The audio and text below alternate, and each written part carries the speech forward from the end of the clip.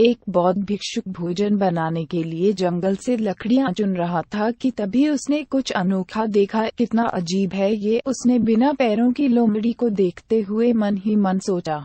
आखिर इस हालत में ये जिंदा कैसे है? उसे आश्चर्य हुआ, और ऊपर से ये बिल्कुल स्वस्थ है। वह अपने ख्यालों में खोया हुआ था कि अचानक चारों तरफ अफरा तफरी मचने लगी। जंगल का राजा शेर उस तरफ आ रहा था। भिक्षुक भी तेजी दिखाते हुए एक ऊंचे पेड़ पर चढ़ गया और वहीं से सब कुछ देखने लगा। शेर ने एक हिरण का शिकार किया था और उसे अपने जबड़े में दबाकर लोमड़ी की तरफ बढ़ रहा था, पर उसने लोमड़ी पर हमला नहीं किया, बल्कि उसे भी खाने के लिए मांस के कुछ टुकड़े डाल दिए। ये तो घोर आश्चर्य है। शेर लोमड़ी को मारने की बजाय उसे भोजन दे रहा है। भिक्षुक बुदबुदाया। उसे अपनी आंखों पर भरोसा नहीं हो रहा था, इसलिए वह अगले दिन फिर वहीं आया और छिपकर शेर का इंतजार करने लगा। आज भी वैसा ही हुआ।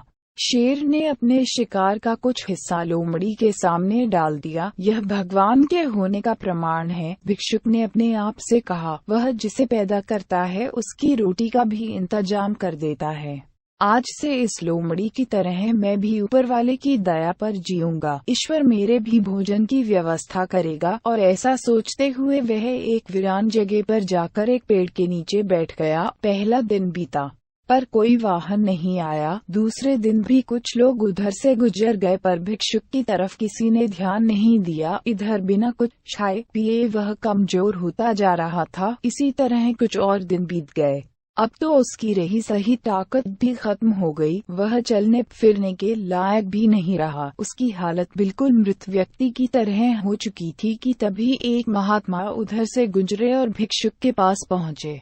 उसने अपनी सारी कहानी महात्मा जी को सुनाई और बोला, अब आप ही बताइए कि भगवान इतना निर्दयी कैसे हो सकते हैं? क्या किसी व्यक्ति को इस हालत में पहुंचाना पाप नहीं है? बिल्कुल है, महात्मा जी ने कहा, लेकिन तुम इतना मूर्ख कैसे हो सकते हो? तुम ये क्यों नहीं समझे कि भगवान तुम्हें उसे शेर की तरह बनते देखना चाहते थे, लोमड़ी की तरह नहीं? दोस्तों, हमारे जीवन में भी ऐसा कई बार होता है कि हमें चीजें जिस तरह समझनी चाहिए उसके विपरीत समझ लेते हैं। ईश्वर ने हम सभी के अंदर कुछ न कुछ ऐसी शक्तियां दी हैं जो हमें महान बना सकती हैं।